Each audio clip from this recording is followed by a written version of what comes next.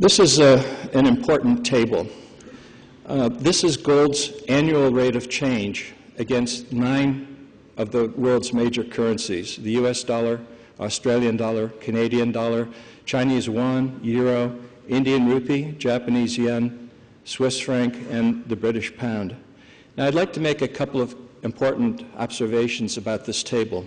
First of all, if you look across the bottom, the annual average rates of appreciation, gold is without a doubt one of this decade's best performing asset classes. But very few people are paying attention, notwithstanding these tremendous results. It's up 8 years in a row against the US dollar. We still have 2 months to go this year, but it looks like it's going to be up 9 years in a row against the US dollar. There are very few red marks on this table. Very few years when gold has actually lost value relative to currencies. So you can see we've had double-digit rates of appreciation against all of the world's currencies. This is the annual average rate of appreciation. And this is a very simple way to, preserve your liquidity, preserve your purchasing power. Just hold gold. And we're in a bull market, and these rates of appreciation, in my view, are going to continue going forward. We're seeing it this year. We're going to see it next year as well. There's another point that I would like to make about this table. If you look at 2008, you can see in the bottom that gold was down 14.9% against the yen in that year, and it was up 44% against the British pound in that same year. Now, people look at that and they say, well, gold is a volatile commodity. But my point is you can't really look at any one year, any one month, or group of months. You have to look at gold over the long term to determine whether or not gold is really volatile.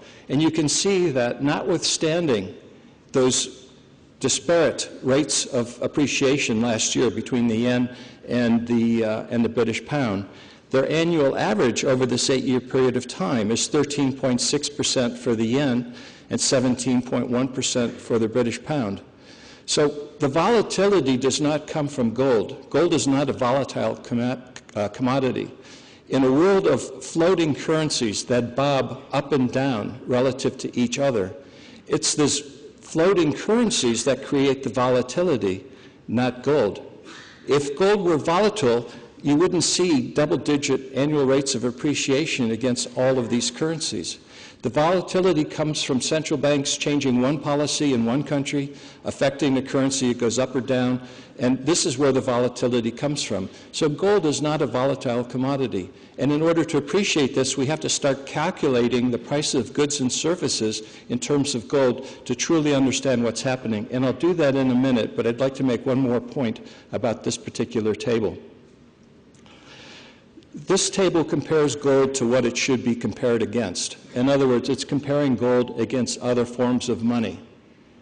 This is an important thing. There's an old Chinese saying that says that wisdom begins by calling things by their right name.